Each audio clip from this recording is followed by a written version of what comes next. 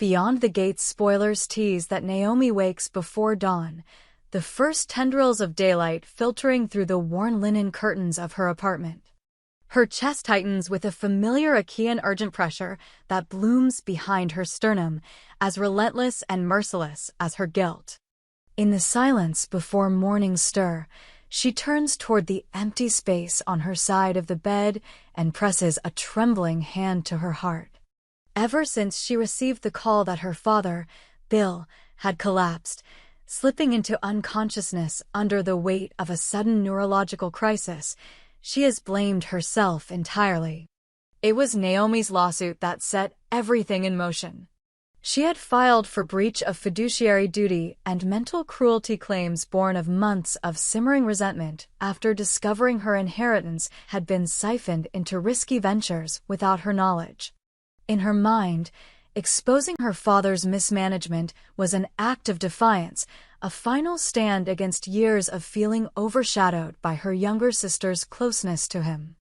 But when Bill's tremor returned worse than any previous episode and he fell into a coma, Naomi's defiance curdled into self-reproach.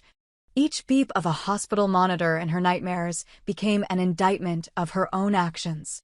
She dresses in shaky silence, pulling on a navy blouse and gray slacks that hang loosely on her slender frame.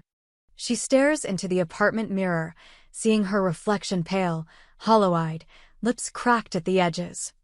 "I did this," she whispers, voice raw. "It's my fault."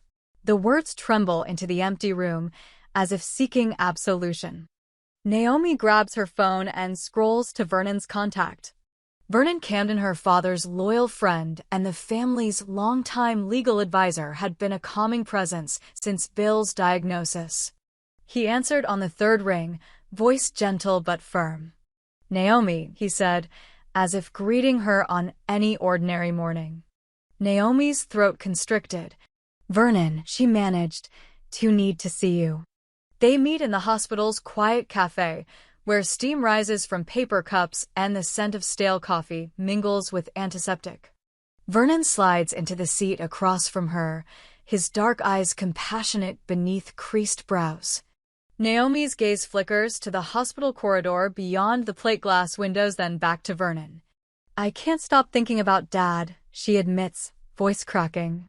"If I hadn't sued him, he wouldn't be here." Vernon studies her carefully, his jaw tightening.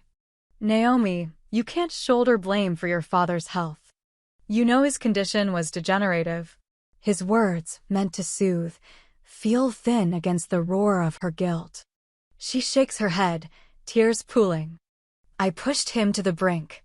The stress of the lawsuit, the confrontation at the firm, I drove him into the hospital."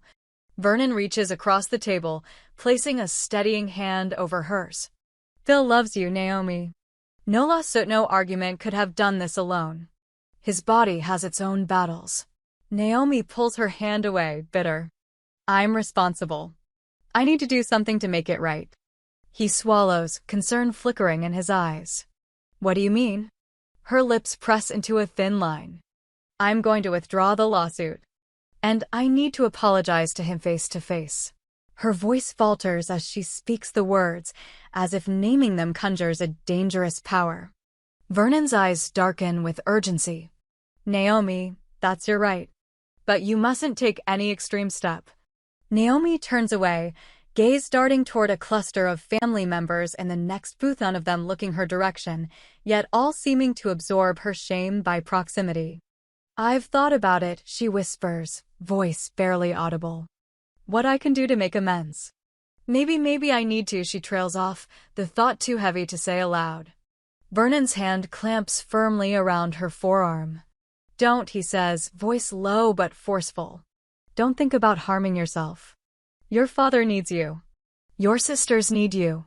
Naomi blinks, ashamed to have the tears born not only of guilt, but of despair so visible. She swallows, a lump forming.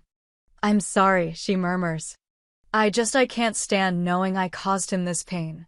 Vernon uncrosses his legs and stands, placing a protective arm around her shoulders. "You didn't cause his illness, don't forget that. But you can help him now by being there, by being strong." Naomi lifts her face, eyes red-rimmed. I don't know if I'm strong enough.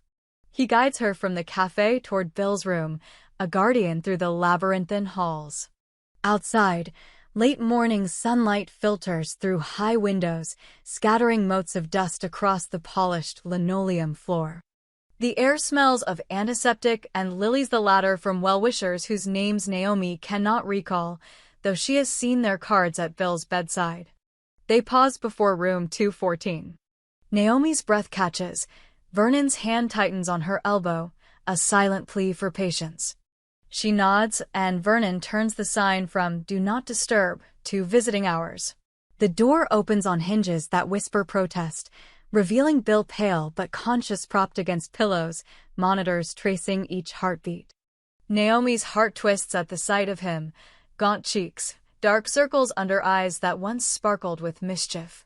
She closes the door behind her, steps forward like a culprit approaching the bench. "Dad," she whispers, voice catching in her throat. Bill's attention shifts, a flicker of recognition in his expression. "Naomi," he croaks, throat dry from hours of disuse. She swallows, tears brimming. I came to say I'm sorry." Words tumble out in a rush. Apologies for the lawsuit, for not trusting him, for pushing him too hard. Bill's brow furrows, pain mingled with confusion. He tries to speak, opens his mouth, then falters. Naomi's voice cracks. "I'm going to withdraw the suit. I'll sign the papers today to end it." Vernon steps forward with a folder, handclasp signed and ready. "I'll have it drafted," he says softly. Bill nods, eyes misting. "Thank you," he murmurs. Naomi's relief surges, tempered by the weight of something darker she had not voiced. She gathers herself, breath shallow. "Dad, I've been thinking about penance." Bill's brow lifts in alarm. "Penance?" he repeats, voice hoarse. Vernon exchanges a worried glance with her, inching closer. Naomi's gaze hardens. "I deserve to pay. Maybe my life is the debt I owe." The words hang between them, jagged and horrifying. Bill's hand twitches, monitors beeping at the movement. Vernon springs to her side, gently but firmly gripping her arm. "Naomi, no," he says, voice fierce with protectiveness. "You're not going anywhere." Naomi looks at her father's lined face, haunted but resolute, and realizes too late how close she came to shattering everything irrevocably. Her knees buckle, and Vernon catches her, easing her to a chair. She buries her face in her hands, tears spilling. "I'm sorry," she sobs. "I don't want to be here anymore." Bill's voice cracks with desperation. "Don't say that." He strains upward, effort evident. "You belong here with me, with your sisters." Naomi looks up, sees the tremor in his hand as he reaches for her. She flinches, guilt drowning her. Vernon kneels beside her. "You are needed," he insists. "Your father needs you. Your sisters need you. I need you. You're not alone." Naomi's sobs subside to tremors. She nods, voice hollow. "I'll stay." She wipes her cheeks with the back of her hand, eyes red but determined. "I'll stay for him." Bill manages a small, grateful smile. "Thank you, sweetheart." He motions toward Vernon. "Thank him for me." Naomi looks at Vernon, tears lingering. "Thank you for not letting me make the worst mistake." Vernon nods, offering her a tissue. "You can be angry at yourself, but don't punish yourself with oblivion." They settle into a fragile peace. Naomi dips her head, leaning against the chair back. Bill's breathing steadies. The monitors reflect a calming rhythm. Vernon rises quietly, offering a gentle pat on Naomi's shoulder before stepping to the door. "I'll get those withdrawal papers ready," he says. "And I'll check in tomorrow morning." Alone with her father now, Naomi takes his hand. His skin is cool but alive beneath her palm.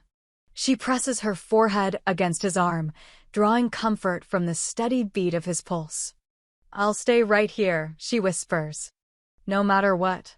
Outside, the afternoon sun brightens the sterile corridor, but inside room 214, They exist in a world apart, a daughter resolved to atone with her presence rather than self-destruction, a father clinging to hope born of his child's return, and a family tethered together by the frailest threads of love and forgiveness. Naomi's decision to withdraw her lawsuit will come by nightfall, an action that promises to help her father's recovery and begin the journey toward reconciliation. Yet the true battle lies in holding on to life, embracing love despite the urge to escape pain.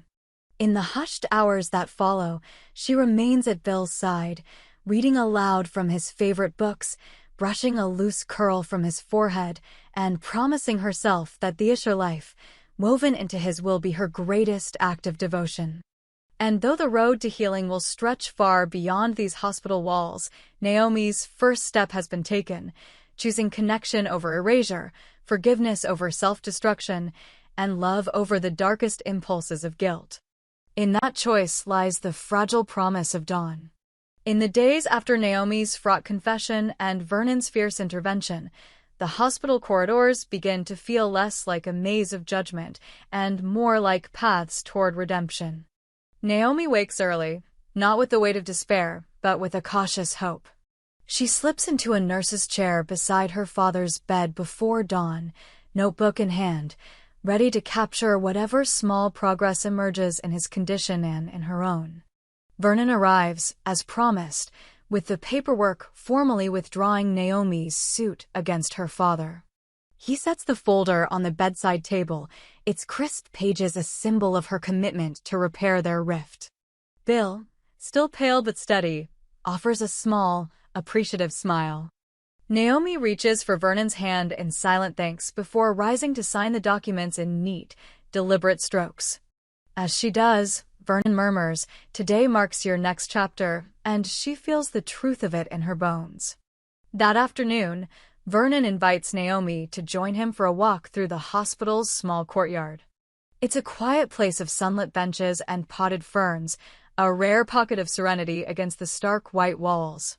Naomi threads her arm through Vernon's, voicing the question that has sat heavy in her mind. What now? He studies her with gentle gravity.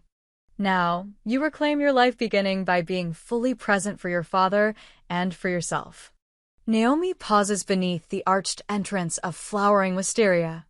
She inhales, letting the sweet scent steady her racing heart. "I want to help him heal," she says, voice resolute. "And I want to forgive myself." Vernon's eyes soften. "Then let's devise a plan. Time with your father, but also time for you therapy, reconciling with your sisters, rediscovering your passions." Back in Bill's room, they share that plan with him. Bill's gratitude is palpable. He reaches across the crisp sheet to squeeze Naomi's hand. "You've given me a second chance," he whispers. Naomi leans forward, tears glittering. "No, Dadu gave me mine." Over the next week, Naomi and Vernon coordinate a delicate balance of support. Each morning, Naomi reads to Bill from light-hearted novel stories of resilience, of characters overcoming impossible odds. By lunchtime, Vernon appears with healthy homemade meals and legal updates, reminding Naomi that her identity need not be defined by conflict.